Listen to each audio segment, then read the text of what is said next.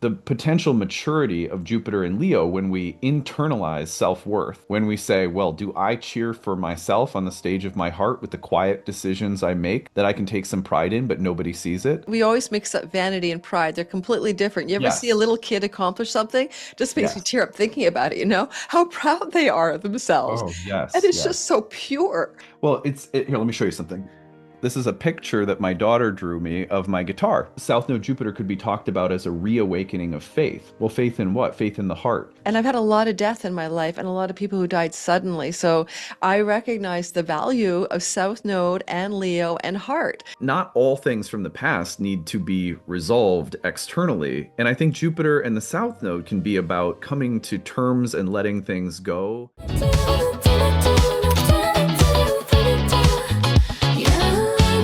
Astrology. Welcome to today's video. We're talking with astrologer Adam Elenbaas all about the South Node and Jupiter in the sign of Leo. This is a very rare combination of planets. We have to go back to 1896. No, 1896 and 1990. Oh my gosh, it's early in the morning in order to see South Node Leo combinations coming together. And this is an extremely powerful and very spiritual transit. In our conversation today, we're going to talk all about it and what you can do with a total eclipse of the heart. Makes me think of that song because we do have also eclipses in Leo with the South Node and with Jupiter. So let's welcome our guest today, astrologer Adam Elenbaas. So here I am with my teacher, Adam Elenbaas. I studied with him in 2018 and a little bit later on as well in his more advanced program. I'm so grateful to have him on my channel today. I consider him I just said to him in the green room, when I'm in a bad mood, I go watch Adam. He does bring lots of laughter to me when he's doing his own show at Nightlight Astrology here on YouTube, but also spiritual comfort and solace. He's kind of like the pulpit preacher of astrology with a deep, yeah, I know, a deep existential angle. Welcome, Adam. How are you doing? And tell us what you're up to lately before we dive into South Node and Jupiter and the Sun. Oh gosh. Yeah. Well, thanks for having me. It's always fun to come and chat with you and your people on your channel. I always enjoy it. Yeah, what am I up to? I just published my book, The Oracle Speaks. That came out in May. That was a several years worth of work, so I'm in one of those spaces where I'm sort of like, and now it's out in the world and I'm getting to hear what people think about it, and it's good feedback so far, so I'm really excited about that. We're in the process of producing the Audible version of the book. So all of that's happening. And what else? We are now hosting an annual retreat focused on helping students of astrology develop the relationship with the oracle or the spiritual intelligence behind astrology. So that we just did a retreat in Mexico in June. We're doing one here in Minneapolis next year, and that new retreat we just opened up for registration. So that's been my summer, a lot of work on those things, and trying to spend time with my kids while they're off school. Wow, that sounds wonderful. I love people who still do real retreats with real people instead of all the Yes. virtual stuff. That's really sweet as well. And so everybody make sure to go check that book out, and it's probably available everywhere, right? Amazon and all of that. Yeah, it's the Oracle Speaks. You can get it on Amazon or the Nightlight Astrology website, either way. Okay, sounds really great. So I had the great pleasure of listening to something Adam was talking about recently on his channel, and I really mean that because I kind of got sucked into it like, wow, that was really cool. So we're going to be talking about a few things, the rarity of how this time is. It's extremely rare. South Node Jupiter conjunctions happening in Leo, and what the South Node is about, and also what Adam has kind of dug up in his imagination about the spiritual and real life implications of South Node and Jupiter. So, Adam, I'm going to hand you the mic. Let me hear what you have to say.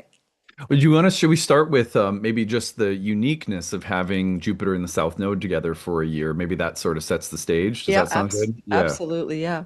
Okay. Well, there are different takes on the nodes of the moon. There's a modern evolutionary take, which I'm sure most of the audience is familiar with. That's kind of like your evolutionary homework is your North Node, your past life familiar space, but maybe slightly regressive space is your South Node.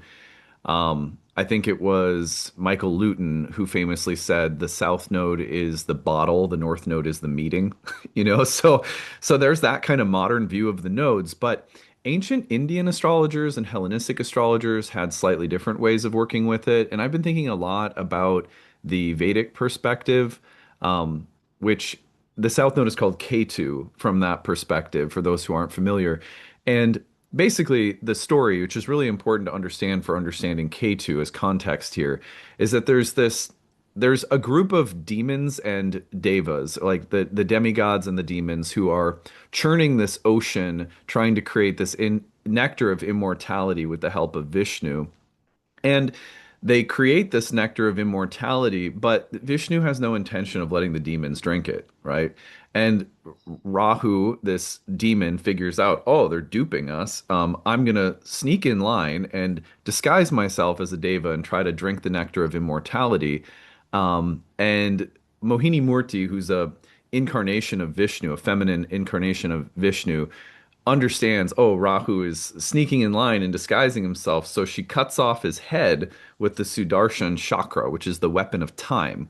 And this is actually a really important detail because of the implication of the nodes of the moon with the time space realm and karma and the transmigrating soul. So she cuts off Rahu's head while he has a drop of the drink in his throat, and his head gets cut off. And if you are killed by the Sudarshan chakra, you achieve immortality. You achieve enlightenment, basically, moksha, liberation. However, this particular situation, because he has the nectar of immortality caught in his throat, Rahu does, the North Node, and he gets his head cut off, then you have two pieces of the nodes of the moon. The North Node, Rahu, which is the severed head of the demon with the nectar stuck in its throat, and then you have the the dissociated body of the demon, which is the South Node, Ketu. Now, the North Node in that perspective represents unquenchable thirst or hunger, desire, which perpetuates lifetimes because we think, well, I'll go get fame, I'll go get this, I'll go get that, and we keep reincarnating to satisfy desires that won't exhaust themselves. And so that's the symbolism of the hungry demon trying to take something to achieve immortality that can never be integrated. It can't be digested. And so Rahu is really problematic in Indian astrology because it represents perpetual hunger and desire that won't satiate itself. Now, from a more gracious standpoint, we could say, well, you can't bypass experience. You can't bypass being a human with desires. And so, even in Indian astrology, this is recognized. And the idea is that you take Rahu and you try to transmute desire towards something that is virtuous. So if you desire fame, well, at least desire fame for doing good things. You know what I mean? Like, so there's Yeah. there's these instructions like remediate, like here's how you deal with desire with Rahu. But the South Node is really interesting because the South Node really represents so K2 has no head and can't it can't desire in the ordinary sense. It's also related to desire, but it sort of represents what is left over or what remains after desire has exhausted itself because it's cut off from the head that has the desire stuck in its throat. And so that means, in a positive sense, that the South Node has to do with the decrease or decline or disappointment of material desires and aspirations, which is good spiritually speaking, but sucks materially speaking, right? Because materially, the South Node will be like, if you want a lot of money and the South Node's traveling through your second house, it might mean that resources are limited. But those resources being limited for Indian astrologers would be more conducive to moksha, which is realizing the hollowness of many of our material ambitions in general. So renunciation, detachment, spiritual liberation, or moksha are all associated with the South Node. However, the same exact kind of misplaced impulse that Rahu has can take place in the South Node. For example, this material world is hollow and shallow, and everything in here is sort of a joke, so I'll just shoot up heroin. Very South Node. And anything that's like, let me just check out and try to achieve liberation through something escapist. That Yeah. can also be very South Node, right? Well, yeah, and actually, there's a kind of way that a lot of spiritual seekers fall into kind of a like a Zen sickness, like a detachment from the world, and and an apathy about the world, and it really is not the point, right? I mean, an enlightenment path isn't about a detachment. In all of our lives, we go through times of detachment, apathy, and disconnection from the real. world, we call it that. But, that's probably why the Ketu Rahu axis is polarity. You know what I mean? Like there is a middle hmm ground hmm there. hmm Yeah, for sure. There's like something I think a lot about the Bhagavad Gita, which has all these classic instructions for the yogi or the spiritual seeker. And Arjuna is the main character, and he's having this conversation with Krishna. And many people who've read this text before will know what I'm talking about. He's basically like on this battlefield, the field of Dharma, duty, right? Spiritual sacred duty. And he's like, this sucks. This whole thing, like having to be a part of this feels mindless and sort of stupid, and he wants to check out and go meditate in a cave. And Krishna's like, nope, that's not the way through. You have to be here and participating to go through. So most of us are not karmically, let's say, we're not qualified to be in an ashram 24/7. Like we don't naturally, our path is not naturally leading us to total absorption in a spiritual state of consciousness. Most of us, from the Indian perspective, are gradually letting go of worldly ambitions. But the only way to actually do so is by learning from them, by learning and growing from our desires and from experiences and from the world. And that's why most of the instruction for the nodes of the moon in Indian astrology, as I've understood it, have to do with how do you mitigate these things while being in the world, right? So that's not, but that anyway, that sets the stage for a year in which Jupiter, who in Indian astrology is also called the guru, is with the south node of the moon, in the sign of Leo. I think that that combination is something I've been spending a lot of time thinking about because when I've looked back at previous times when the two have been together, uh, it's fascinating how many themes come up around an interest or a preoccupation with things that are sort of otherworldly. That South Node influence with Jupiter is classic for finding yourself suddenly sequestered in a library, just reading and thinking about whatever it is. It doesn't even have to be spiritual. It's just almost like you're on a magic carpet ride into another dimension, and it's usually more contemplative or philosophical or psychological, but it's less tethered to the world and the sense of meaning that Jupiter brings with it. Like, where is meaning? Where is the direction of life philosophy taking me? Tends to be a lot less tethered to concerns in the mundane world, which is relative. Like for some people that might be good, for some people not so good, but that's sort of where it appears we're heading with Jupiter and the South Node coming together. Hmm. What do you think about the fact that, well, there's a couple of thoughts I had when you talked about that. I mean, I know from my own research, we have to go back to the late 1800s, 1896 or whatever, and also 1990 for South Node and Jupiter to be together in Leo. And even then, it was 3 months in 1990, like August to September, and then back in 1896, it was 5 months. And here we have sustained contact, right? They're in the same sign, everybody, same sign, same whole sign house in your chart, which means that there's a co-presence there that lasts for such a long duration of time. So collectively, it's not something we're familiar with, and it's not something we can really compare notes to very, very accurately. And as those two are coming together, like Jupiter's coming in from the early degrees of Leo, and the North Node goes the other way, and they're coming to rendezvous with each other, like hmm in three conjunctions. But how do you actually feel about the collective spirit here? Because I mean, what are we up to? Yeah, Pluto, yeah, yeah, yeah, we yeah. got Pluto across the way too. Pluto across the way for the first Hmm. time in 200 odd years, 250 odd years. So it's such a strange sky. Yeah, it is. I hadn't looked at the last time they were together in Leo. I was spending a lot of time looking at Jupiter and South Node in Capricorn in 2020. Mm. And I was thinking a lot about, and I looked back to transiting South Node over my natal Jupiter and some other like transiting Jupiter with South Node, but not in Leo. So I hadn't spent time like historically looking at that particular period, but I do have thoughts about what the two might bring together. And it's a good question, like where are we collectively right now?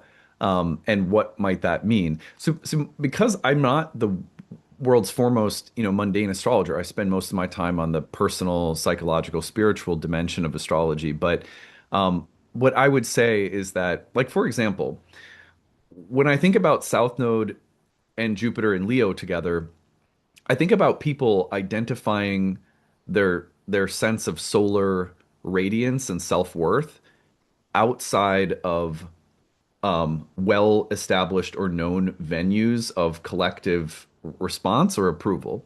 So, for example, as soon as Jupiter moved into Leo, this is a little personal for me because I have my ascendant rulers in Leo as well, Venus. But as soon as Jupiter moved into Leo and started opposing Pluto in Aquarius, years ago I got off Facebook and I just had my social media manager like post my stuff on Facebook, and immediately I felt the impulse to get off Instagram. And just to be like, okay, I'm still creating content on Instagram, but I'm having my social media manager post it. I'm not personally there because I want to spend more time reading, writing with my kids, blah, blah, blah. Now, when I think about how radical that actually is for me, it means that I'm no longer on any social media outside of my podcast and teaching my classes and so forth. When I grew up, I was a part of a generation that ended high school with the internet just coming out, started college with the internet just being available. So I went through all of my, primary and secondary ed basically without the internet, and then sort of becoming the first generation that had it between late high school and college. And I know that generation, like born around or like graduating right around the millennium, right? And like that space meant that for me, one of the most novel things in the world was the potential to have an audience for my creativity suddenly appearing out of nowhere in social media, Facebook, Mm. Instagram. I had an easy journal that I developed like a big audience in, and I didn't even know. It was like two months earlier, I was writing all the time, and then 2 months later, suddenly there's this weird built-in audience you could just write and receive response. And so I grew up processing my internal life in a social medium that was suddenly the most interesting thing that had ever happened in my lifetime technologically in the internet.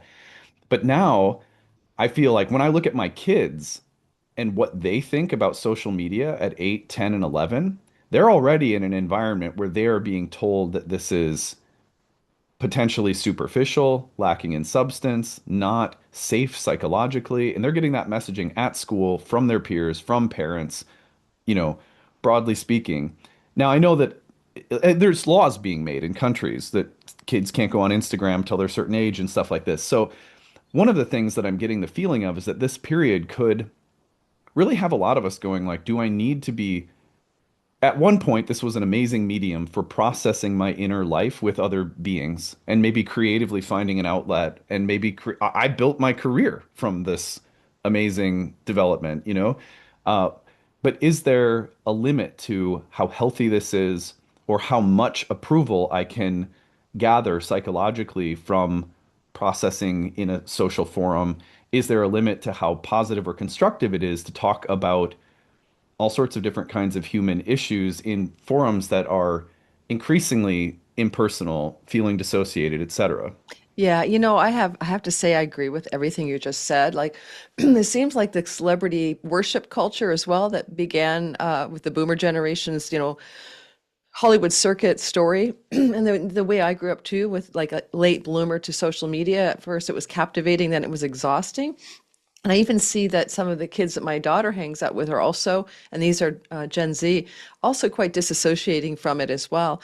Yeah. This you take like the Leonine impulse to entertain, to be celebratory, and then you kind of Mhm. pull like the chain downwards, like down, flush it down the toilet. There goes the Leo story. And a funny one, just as an example about the exhaustion the public is starting to have with celebrity culture, and each of us in our own lives wondering how much participation we should have in that culture by, hearting and liking and following, is Madonna, who is a Leo. And then what's interesting about, and I can't remember if she's Sun or Rising, but she's Leo. Madonna has like a cult following, right? So she's like really well established in her forever fans. And yet, what I've seen happen, because for some reason I get a lot of like Madonna stuff popping up in my feed, and what I see is an absolute trashing of her, like the ratio of trolling her versus adoring her in her comment threads on Instagram or on YouTube have gone crazy. Well, usually it's Instagram. And it's because people are sort of disenchanted with it all. She has gone too far. I was a fan of yours forever, but now, Madonna, you look like a little old lady who's limping on the stage. Now, and some of them are very mean, but it's Mm, also just the disenchantment with the idolization of the celebrity. Like, we've all seen the celebrity fall. We've seen the P. Diddy scandal, for example. And so over and over again, this kind of desire that the collective had to elevate and pedestal mm, performers and actors and singers, right? Put them on the royal throne, so to speak. I think that's mhm. really changing. I think a lot of people are really jaded, really jaded. Yeah, and I mean, I think hopefully we can also reflect upon I mean, it is a culture that produces, the desire for fame, the celebration of fame, etc. Um, but also, like, I think about when I was looking at the South Node Jupiter in Capricorn. Obviously, that's a difficult placement for Jupiter, but I was like looking at that and I was noticing that that was a critical period of time in which I was starting to take my guru in the Bhakti yoga tradition off from a pedestal that I put him on. I had a father who was a minister growing up. My dad sort of had a really intense uh, mental health crisis, kind of took him out of the ministry. I wrote about that in my book. I think there was this recognition, oh, you know, I put my dad up on a pedestal. He became human. Now I'm trying to replace my dad with a guru, kind of like, and now he's becoming more human to me. But beneath it was this recognition that part of the problem is putting things on pedestals, right? And then in order to get it off a pedestal, you have to make the thing you put on the pedestal evil or bad. In other words, we create the situation where we put people on pedestals and then have to demonize them to take them off. And that pattern itself, at least in me, was a South Node. That was a South Node Ketu pattern that I recognized, and I was able to leave that spiritual tradition that I was a part of without demonizing my guru. I had a really nice, honest conversation with him when I left. I still consider him a really valuable spiritual teacher, and I think the potential maturity of Jupiter and Leo when we internalize self-worth, when we say, well, do I cheer for myself on the stage of my heart with the quiet decisions I make that I can take some pride in, but nobody sees it? You know, then what we're doing is we're taking ourselves off from a pedestal that we think we have to maintain or stay on. And I think that to me feels like a real interesting potential here that we could grow up in terms of how we look for and how we look for approval or how we look for recognition. Can I move that recognition internally into my heart, where whether it's your ancestors or your however you conceptualize source or God or divinity or goddess or whatever, can I find that conversation of self-worth internally? That doesn't mean that you have to hide from the world or check out or hold a grudge toward the world. But it is some kind of shift of where we're finding or how we're locating the value, I think. Hmm. Yeah, it's funny you should say demonize when we're talking about the demon's head and his butt, his Right. his Yeah. disassociated butt end. I think that's a really good, no, it's a really good point. And I always say, oh, there's the surrender point, there's the let go and release. The South Node always seems to indicate something that is going to volume down in our lives. And Mhm, mhm. how can we do that without, say, we have to volume down out of a marriage or volume down out of any kind of interpersonal situation? How do we do that without making the other person evil, rotten, bad, and creating that polarity of righteous ending? Because I think that's a normal human condition. Someone wrote a book years ago called Coming Apart. I think it was Daphne Rose Kingma. And that book was an amazing book about really putting a spotlight on how we have this tendency to want to make the other person bad and wrong in order to rescue ourselves, right? So I Mhm. do think that there's something about the South Node and Leo because it is the heart. We fall in love, the idea of all the love songs that you've ever heard, right? Total Eclipse of the Heart Yeah, and more. yeah, yeah, yeah. They're always talking about your heart center, and how that is. And I remember the Capricorn period for you, South Node, Capricorn, Jupiter stuff, because I remember that's when you shaved your head. I think you were Hmm. my teacher then, and we would do things like, you would start your classes with a mantra and stuff like that, and a prayer, which was really lovely. But I think that, yeah, it's good to actually track the South Node Jupiter stories through all the signs and see how they play out. That's a really great idea. Yeah, I found that when there was I had some really meaningful encounters when transiting South Node in Libra was over my natal Jupiter in Libra. It's a really great tracking exercise. And to just think about at this point in time, how does this planet of wisdom take me more inward, more psychological, maybe more spiritual or mystical? Um, and obviously, with the North Node in Aquarius, I think the question is a recentering of how we participate in the world. Where do we belong? What ideological, political, philosophical groups do we feel aligned with in the greater story of humanity? But where can we authentically participate in that with less need for desire or approval, such that our participation feels more authentic and natural to us and less bound up in like, okay, am I getting the likes? Am I getting so I feel like that. But speaking of the heart, we had been talking before we got on today about some of the heart conditions that have metaphorical value. Do you want me to speak to that a little bit? I love that because when I think about the leonine heart, we always think of the heart and lion, and the medical astrology is, ruled by the sun, and the sun is the heart. So yeah, so there's so much richness in that, and I'd love for you to come to our audience with that clarity because I think we're all going to resonate with what you're saying. The heart issues that we experience on the biological, physical level are mirrors of spiritual and emotional and psychological challenges that we all have because we took on an incarnation, right? It's like a Yeah. part of reality. And when I was listening to you, you were talking about the one of the one's heartbreak, and I had a girlfriend who had a heart attack and passed from that, but it was in the middle of a grief structure in her life, and it was a part of her heartbreak. And we always just Mhm. think about heart problems like our dietary problem, but it's so much more than that. So I would love to hear your take on that again. Yeah, that was it. The reason that I came up with that is that I've always been inspired by James Hillman, and he was a student of Carl Jung and a really poetic psychological thinker, and he would do things like talk about sort of like material conditions that we might all recognize as sort of biological or material, but then he would extrapolate psychologically. And he did a lot of stuff with etymologies too. He played with words a lot. So I was revisiting a text that he wrote called oh my God, what is it called? The Thought of the Heart. I think it's called The Thought of the Heart. Anyway, it's in my closet, but where I keep all my books. So in and he was talking about the fact that we rarely we all know when we talk about the heart that we're not talking merely about the beating organ in our chest. It is like one of the most frequently used biological um, features of human anatomy that almost always has metaphorical value when the word is used.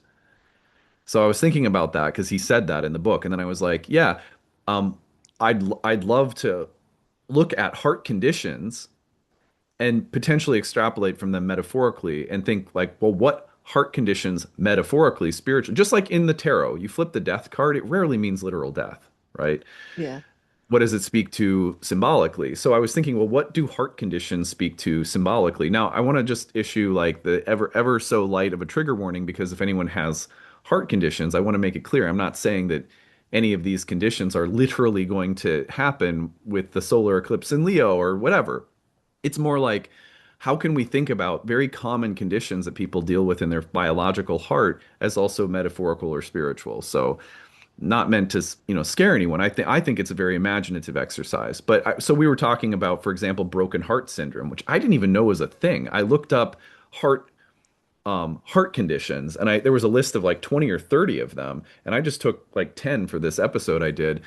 But I found out the broken heart syndrome is basically where there's such intense stress because of grief that the heart's ability to pump will be temporarily interrupted, and people can actually die from it or have serious heart complications. And I thought, well, that is such good territory for metaphorically for Leo, because when there's grief or humiliation or shock or trauma or anything overwhelming emotionally, there's a sense that we can't just go on being who we were before. Something about the heart of who we are has to change because of something that happens. It's very overwhelming for the heart. And it's like a spiritual crisis. Now, that might sound a little, exaggerated, but it happens when you lose a job or when you break up with someone, or, it doesn't have to be overwhelming grief that literally kills you, but it can be like your heart is very overwhelmed and its ability to stay in the same rhythm and identify the same way is just gone, and you have to recreate yourself. So to me, especially with the Pluto opposition, just sort of in the air in the opposite sign, I think about that, like, how do you heal a broken heart? Or even like you were saying, the total eclipse of the heart from the song.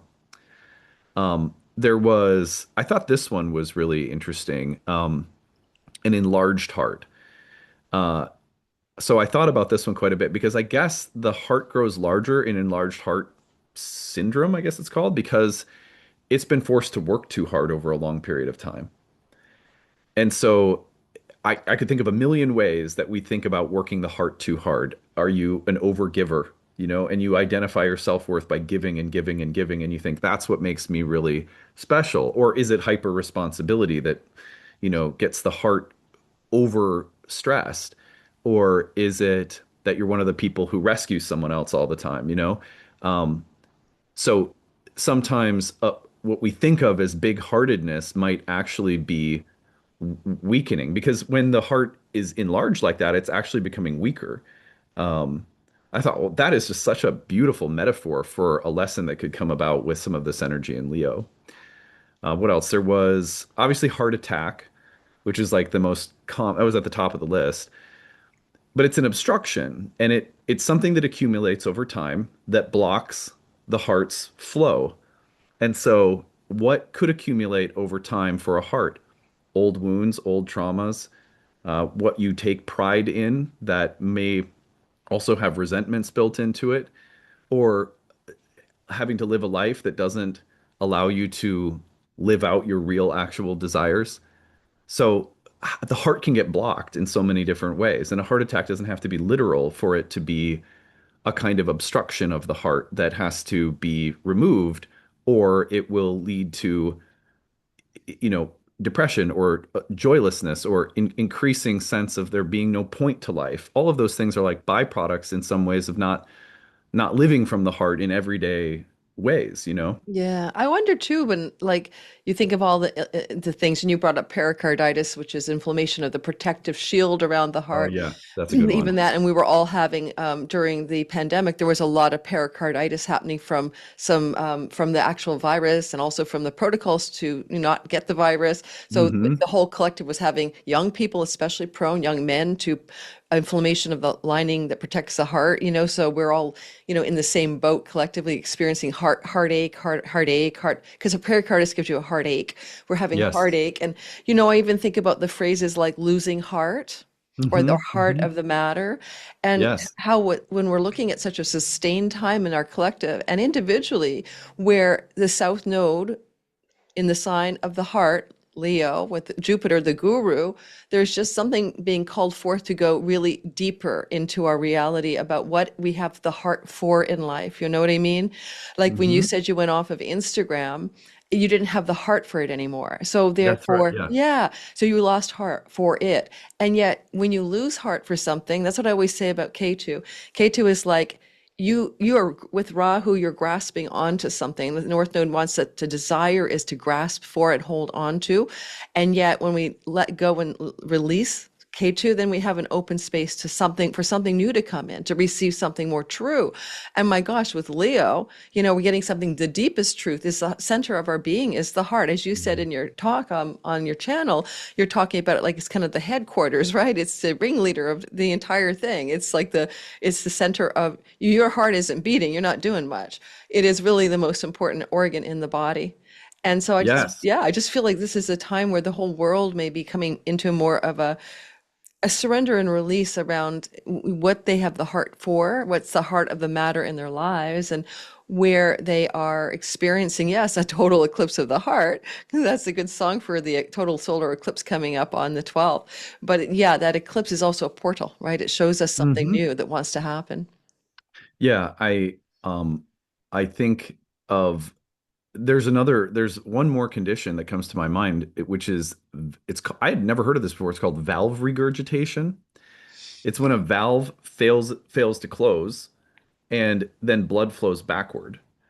And I started thinking about that, and especially because the nodes move backward. They move backward through the zodiac, and the south node moving backward has this specific feeling of like sometimes revisiting the past. And I thought, like, okay, if you if there is a crisis of your spiritual heart because something in the past is regurgitating, whether it's an old relationship or something that hasn't been resolved from the past that keeps your heart feeling like, I need to move forward, but I can't. I thought that was a really interesting one because sometimes at least I think probably for me, partly because I'm a Cancer, and I think Cancers think a lot about the past. Like memory is such a big part of the moon, and I know for me that there are certain things that I know I can't resolve with literal people because it's just not possible. I go to Al-Anon with my wife. We talk about this openly in our channels and stuff for family members of alcoholics. And one of the things that you have to realize if you are in a 12-step program is that there are some people you're never going to be able to make amends with literally. Mm. Oh, an alcoholic in your family, for example, might not be able to you can't square up and have an honest conversation because of the denial or whatever it is.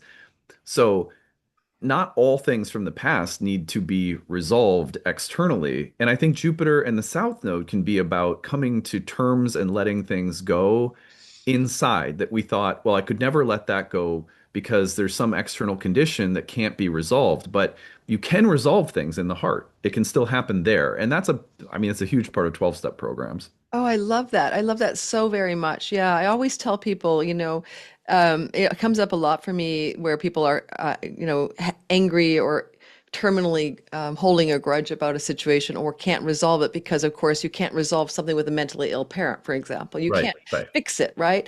And, the fixing can happen within ourselves, within our own inner landscape, especially that of the heart.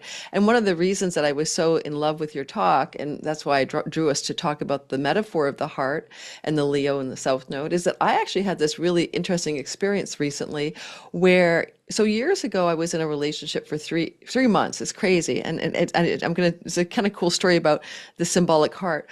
And what happened was it ended, and on my terms, but I was just grief stricken at the ending. It was ridiculously overblown. But my mom had been in a car accident and killed about 4.5, 5 years before that relationship ended. And the day that it ended, like I ended it, and we stayed really good friends, still really good friends with this fella. But I remember walking out to my doorstep, and there was a magazine rag that had been thrown there. When we used to do when people had tabloids or whatever for the neighbors, and the headline was "Grief." Delayed grief. And I recognized that I was like literally cathartically purging out unfinished grief from my mom's death. And it just happened to me again. Another situation occurred in my life of a separation with someone. And it literally actually did the same thing. And I ended up crying I went to an acupuncturist for a shoulder problem. She said, well, I released trauma that's buried in your body. I'm like, okay. So she does this really intense acupuncture. I go home. I'm fine, sort of fine for the first like 12 hours. Then you got to get me 12 to 24 hours later. And I couldn't stop crying Oh, wow. nonstop. And it was a pouring rain day. So it's like, it was onomatopoeia. Like I'm out there, the rain is pouring, tears are coming down. And then I recognized, I said, OMG, this is still releasing old stored grief, and I can't name it. I could call it the grief with no name, right? Because I don't even think it was my mom this time. It was like existential grief Yeah, beyond my own yeah. lifetime. And then I thought, well, Mhm. South Node, it can be about the prior lives. It can be about the past, like you just said, and any grief-stricken states that I haven't fully processed. And I've had a lot of death in my life and a lot of people who died suddenly. So I recognize the value of South Node and Leo and Heart. It literally helped me purge it. But you're going to laugh at him. I'm lying through this purging of the grief, and it was at night at one point in the 24 hours, and I was like, oh, I've got a chest pain. And I said, I think I Oh, have a heartbreak or heartache. And I had that for an hour, and I'm lying on my back going, do I need to call 911 or should I just breathe through this thing? And it passed, but it literally was like symbolic of it all. wow. Yeah, that's amazing. I know that the The feeling actually what I'm thinking of is there's this book I've been reading as I'm doing research for the next book I'm writing. I've been reading the work of this guy named Scott Russell Sanders. And he is someone that I when I was in graduate school for creative writing, he was like a favorite of mine, but I hadn't read him in years. And I was thinking about this, kind of like you're thinking about what style or mode of voicing do I want to go in when I'm writing a new book. And I was like, I think I want to do the style and mode that he uses, but I need to refamiliarize myself with it. So I picked up a new book I hadn't read by him called The Force of Spirit. So if you're listening to this and you like thoughtful kind of contemplative nonfiction, like essays about spirituality. It's a little bit like Mary Oliver, or something like that. Anyway, he wrote this book, The Force of Spirit, and there's this whole section where he talks about like why is it that we should have a heart that's beating at all? Like just he was like, we can say that it's, quarks and atoms and electrons and all these different things that we can say, well, it's because of this and it's because of that. But why any of it? Why any of that? Why any anything? And um and he was going on about how what faith boils down to for him, because he came out of the Christian tradition, is not really identified with it any longer. And that really speaks to me because that's kind of my path too. And he said that faith for him boils down to something he calls his heart that isn't just his literal heart, knows that it's more than just some, it's not just random. It's not just random stuff happening. And that doesn't mean that he needs to know the reason why, because his heart knows that his heart knows that it's more than just chance. You know what I mean? And I think that as you were talking, I was thinking about that because I was just thinking a lot of us, when we go through, I think South Node Jupiter could be talked about as a reawakening of faith. Well, faith in what? Faith in the heart.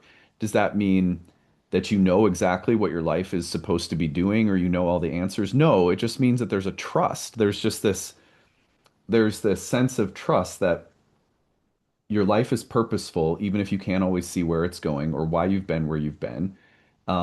You know that it's sort of a miracle that you exist at all.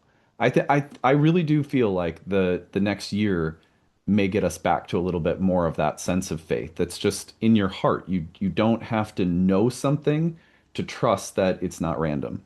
Yeah, that really resonates for me. I read a book years ago, and for goodness gracious, I'll never remember the name, but it was probably a Sufi book, about Sufi tradition, and because that's how I remember it. And one of the things I always kept with me and never forgot, and I'm like, that's 20 years ago, was this idea that we have three modalities of being. We can think, we can feel, and we can know. But the thinking and feeling apparatus won't give us truth. Only knowing will. And the, Hmm. the literature was that it's the knowing heart. The Yes, heart yeah. knows, the mind thinks, the emotions feel, but it's the knowing heart where truth lies. And all of my life that stuck with me because I can't trust my emotions and I can't trust my thoughts, but I can have faith, as you said, in the heart, the knowing heart. Yeah, that is exactly it. And I think I had a, another teacher in my life that was um he was an astrologer. He was mostly responsible for introducing me to astrology, but he had stepped away from a long career in astrology to focus on apprenticing with the indigenous curandero that I was working with in Peru. So he was there apprenticing with him. And one time I was talking with him because he was an astrologer, and we were talking about fate and free will. And he said, in my experience, talking about the knowing heart, he said, in the heart, we know that it's neither. And, Uh, or both, whatever. But in other words, that the knowing of the heart is what it knows goes beyond the question of whether we're free or not, whether it's fate or free will, or any of these philosophical dichotomies that when we're in the heart, its way of knowing doesn't get tangled by those questions. And that really stuck with me because that's a place where we can truly, I mean, we talk about going, like retreating or solitude or spiritual vacations when Jupiter and the South Node are together. But the spiritual vacation can also be just in the way that you that knowing heart doesn't have to get entangled in the problems that it might normally find itself entangled in. Oh yeah, yeah, I do love that too. I think that there's really something valuable that's trying to happen in the sphere of the world. And I'm not really super woo like ascension or all of that stuff, but I am seeing, for whatever reason, more people in my own personal realm of experience, my life, my friends, people I know, really having more of a desire for contentment that comes beyond the material realm. And so Hmm. some of them are finding that in like 12-step programs. Some of them are finding it in groups of belonging where people are meditating, whatever else you want to say about it all. There is something like, I think there's a collective desire for that. And I think that that heart place is where Jupiter wants to take us. And you even use the throne room in your talk on your channel. You know, the heart is the throne room of our being. And it is where, because we always say King Soul, and he's in the throne room. So when planets are Cazimi, the sun, they're in the throne room with the king. So we have a throne room within us, right? It's right here, and all we need to do is access it, right? To go into that space within ourselves. And it's not easy because there's a lot of distraction and there's a lot of the reality structures that tell us that we need to do the shiny bright celebrity of ourselves, right? We need to be rich, famous, glorious, and leaderful. Let's just make big Mm, broad yeah, statements, you yep, know. yep. And yeah, we can do that, but we can do it. We can source that energy from a deeper place. So we can still be that, but not from Mhm. that, I don't know, that sparkly, all that Yes. glitters, you know, vibration. And I think a lot of people are seeing that into celebrity culture as well, not just a waning of celebrity culture because people are seeing through it, but even some celebrities stepping away. Like what's a guy who does, what's his name? Oh, you know, he's funny and he comes from Vancouver, Canada. Eternal Sunshine of the Spotless Heart, the actor Oh, Jim Jim Carrey. Carrey, Jim Well, Carrey. yeah, he stepped away. He said, "I'm Yeah. done. I'm like." He did a bunch of movies that gave us like, you know, the trip to truth, right? The one with the one with the dome. What was that The called? Truman Show. Truman Yeah. Show. Thank you. Welcome to Menopause. The Truman Show. And I'm like, oh yeah, like he was working with scripts that he felt had meaning, and one day he just surrendered it all and gave it up. He said, Yeah. If you see me working in a movie again, then I'm probably, I think he made a joke. It's probably not me, you know? So, and yeah, so we have precedents where we see even the well-established celebrity culture sort of itself inspecting itself a bit more. Yeah, that's true. I think when you were talking about getting into the heart, um, the the word courage comes up, right? And that comes from the root core, which means heart too. Um, and also the word enthusiasm, which is a word frequently used in relation to the heart, which means entheos or the God within. And I think getting into the heart is there's usually a step of courage required. And because to be in the heart means to live in a place that's very present and, in a sense, very vulnerable.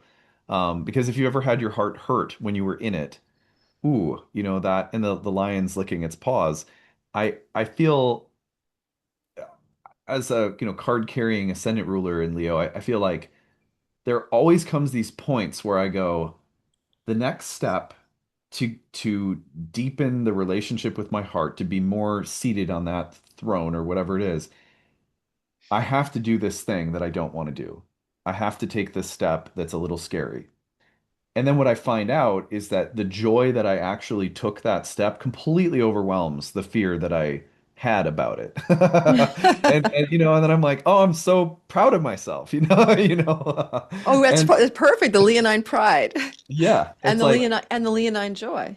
yes, exactly. And it's a little scary. Like people frequently think about Leo, they think, oh, just self-centered, center stage, blah, blah, blah. But when it's really personal and it's inward, everyone knows what it feels like to do what's in your heart when it's scary. And when you do that, how much more authentic and truly beautifully and privately proud of yourself you feel. Oh my God, yes. You know, and we always mix up vanity and pride. They're completely different. You ever see a Yes. little kid accomplish something? Just makes me Yes. tear up thinking about it, you know, how proud they are of themselves. Oh, And yes, it's just yes. so pure. That little kid who managed to tie the shoelaces and they're so Yeah. happy and proud. Yeah.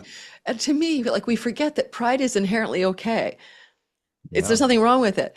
And I love that you said there's that fear, that moment of resistance before you step fully into the heart. You follow your heart, right? You followed your heart. Yeah. Well, here, let me show you something. maybe we can close with this. So Yes. this is a picture that my daughter drew me of my guitar. Oh, it's well done. How old is she? She's just turned 8. Oh, she's talented. Yeah, she is.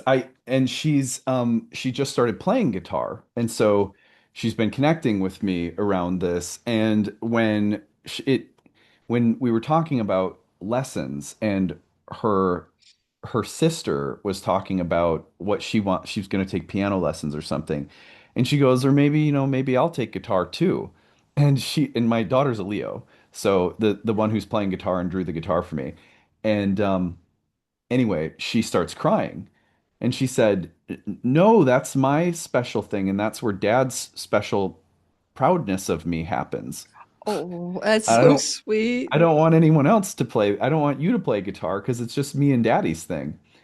And I took time to, that's complicated because both girls want to play guitar in part because they know how much I love it, and they know that's going to be a place where Daddy really shines that light on me. And so I had to take a moment to say, you know, my light isn't reserved for one of you or the other, and it's not reserved for who plays guitar or not, or whatever. No, that didn't really help, like they were like they're sisters, so they were still gonna fight about it or whatever. But I just thought that conversation happened as Jupiter and Pluto were opposing one another, Oh my God. almost to the minute. And so I was sitting there going, like, it really helps me like being a dad is such a little extension, or a parent of any kind, or even a parent of a dog or whatever, because there's all these ways that you see how positive reinforcement, affirmation, encouragement, praise, pride, sunshine, you see how it works when it's really positive, and you also see how it works when it's negative, when it's based in jealousy or resentment or whatever. And so I probably think my richest space of learning about Leo has been being a dad, honestly. Oh, that's beautiful. Well, I was going to say on a practical level, maybe you could encourage a banjo. Well, I said, like, if you both play guitar, we can start a band. So I was trying to go down Well, that and road. I also saw the band. I did see the band too. I thought you can. No, here comes the Partridge Family all over again. Yeah, I did see a band. I saw a band, and I right, also saw right. if one daughter feels possessive of the guitar, there are other stringed instruments. Yeah, yeah, totally. Well, it all ended up working out, but I just thought, like, yeah, it's so natural to need and want something outside of yourself to shine upon you. But what is most profound about Leo is that there is something outside of us that also is inside of us. And it's the weirdest thing, but when you make a courageous choice, that's exactly what it feels like. It feels like some greater grace or sunshine in the universe is shining on you and is also you. And it satisfies both things at once. Oh my God, that's so beautiful. There's a Rumi poem about that, and I can't remember the exact wording, but it's something along the lines of, you know, something about you're in the dark. If you're lost in the dark, realize you are the light, or something like that. You Mhm. know, you are Yeah. the actual light. Like you're not really in the dark because you're the light itself. And Yeah. I think that the energy of this is going to be very powerful for people who are willing to go into that brave and courageous place to follow their Hmm. heart during this year-long transit through to next August with Jupiter South Node in the sign of Leo. And it's a real invitation. So I think I like to finish with the invitation as well, knowing that the South Node and Jupiter will be together for so very long. What invitation are you offering? What would you say? I invite you all to do what in this next 12 months? I invite you all to take the biggest, most courageous step you can in terms of loving yourself, caring for yourself, and living in your heart, a joyful, non-egotistical, like a true place of pride and love for yourself. What does that look like? Take the next big courageous step. Oh, I love that. Okay, the next big courageous step from your heart, folks. And that's something I'm going to take to heart as well. See all the expressions we have: follow your heart, take to heart. It's amazing how we Mhm. speak of it and we don't really think about why. Huh. No. Hey, I have to thank you, Lori, for having me on. It's always really fun to chat with you, and it has been really cool to see you just exploding with growth and doing all of the good work that you're doing for other souls with astrology. I'm so glad we're colleagues. Oh my God, I am too. I always say I owe it all to Adam. So I do, because I wouldn't have gotten That's here nice. into the Hellenistic path without you. And so you're like my tripwire. So it's been amazing to be able to share this journey with you over the years. Yeah, for sure. Me too. Okay, take care. We're going to sign off and we'll get this thing out as soon as we can, Adam. I'll let you know when and put it in collab mode. Okay. See ya. Take care. Bye bye. Every year I teach Sky Reader in the fall. It's always in September. It's usually 6 weeks long. And this time we're going for 7. We're taking it a little slower, giving you a very kind of leg up first week, which we take the pieces of the sky and teach you to read them in a very constructive and well-paced manner. This is my favorite class to teach. When I teach Sky Reader, I always feel so excited because you have learned to read your own sky. You now know what your chart is all about, and you know how to read the basic language of astrology for your friends, family, and your children, whoever you want to share it with. No, we're not professionally certifying you. At Lunatic Astrology, I'm your teacher, Lori Lothian. We're teaching you to fish so that when you listen to me on YouTube and you're getting all of that guidance, maybe you can also get your own. You know, we don't want to move against the sky. We want to move with the sky. We want to move in the area of our lives that brings us flow and ease, because the sky supports that. And by having a knowledge of what the sky is saying and relative to our own natal sky, we are able to operate at a new level. That level is about flow. It is about not arguing with what is happening and moving in the direction of what wants to happen. It is so darn simple. Life is full of ups and downs, but if you know that there's a swamp, 2 doors away, and if you walk that way, you're going to get stuck in quicksand, you can avoid that. If you go to the left instead of the right, there's a beautiful meadow with a lake. Why not take that path? The sky is always grabbing us. It's called the grahas, or the grabbers. The planetary planets, like where they're going in the sky, the transits, that moving heavens, the moving stars, the map of time is a map of where we should avoid getting stuck and where we may move forward with freedom. And the grabber part of planets is that they're almost like celestial teasers, right? They want to grab us and make us move in a direction. Sometimes it's not in our highest and best good. And I don't mean in a conscious, malefic way. I just mean you can take something like Neptune and make it all about transcendence and spiritual union and high creativity and imagination. And you could take it all the way down to drug addiction, and destitution maybe, and even things to do with mental challenges, health challenges. So you can operate at all levels of every planet. In Sky Reader, we show you your highest potential. Now, this is an introductory class. If you want to come to Sky Reader to be your own astrologer and time your best life, then you're coming because you are curious astrologically. You're not coming because you've already taken some heavyweight courses under your belt.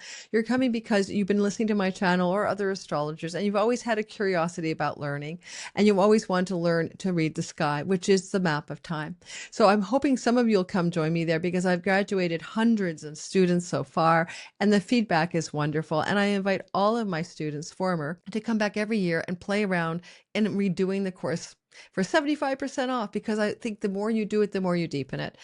We have guest teachers every year. When you join Sky Reader, you get the archived vault. In other words, you can go back and watch other guest classes in astrocartography, the astrology of relocation, and things to do with zodiacal releasing and more. We have these guest teachers coming in this year, are so much fun. We have a guest teacher about the love codes, Donnie Lim of astrology, learning to read your Venus story. We have a guest teacher coming in about medical or wellness astrology. We have another one showing us about how to choose the perfect day to do something, day and time to launch your website, get married. That's called electional astrology.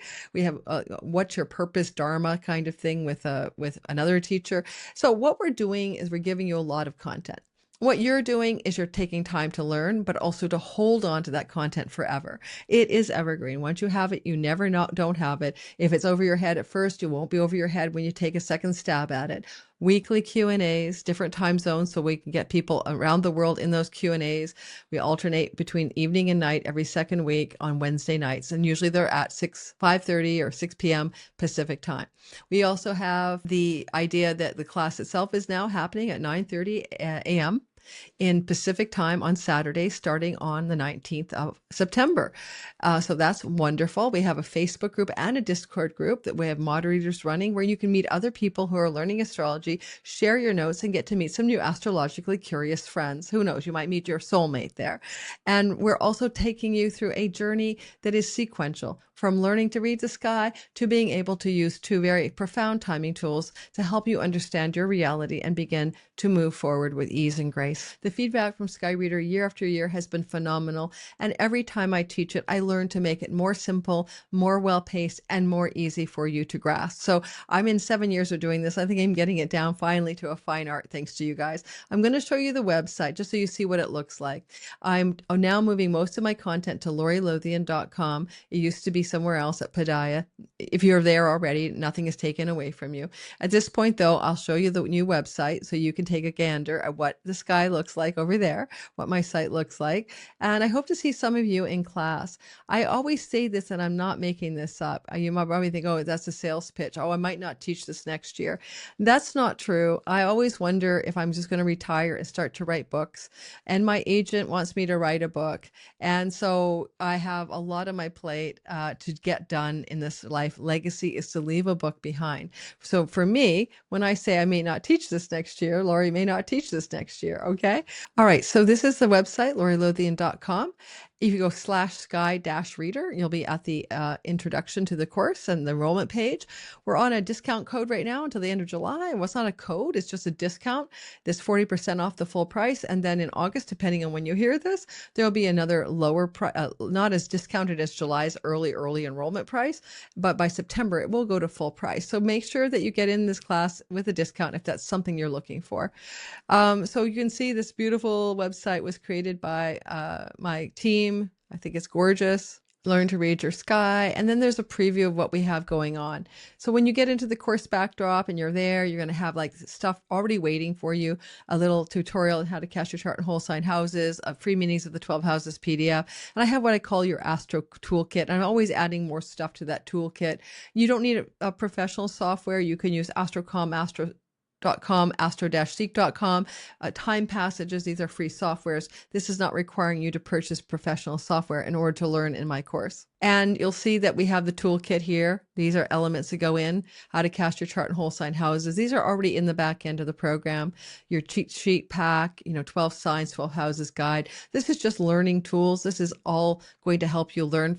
For most classes, I'll be putting together a handbook to help guide you through each class, which is new this year, kind of a prompts, a questions, things to fill out so that you can use it as a kind of self-study tool. Just print it out on a PDF on a computer. I'll aim to keep it black and white, of course, so you don't have to worry about color. And then we see that the Astrology 101 is we set you up really slowly. I call it the slow start, where we're really going to build the basic building blocks together so that when you come off of week one, you are like someone who went to kindergarten to learn the alphabet. You're going to have the basics in your toolkit, in your understanding already.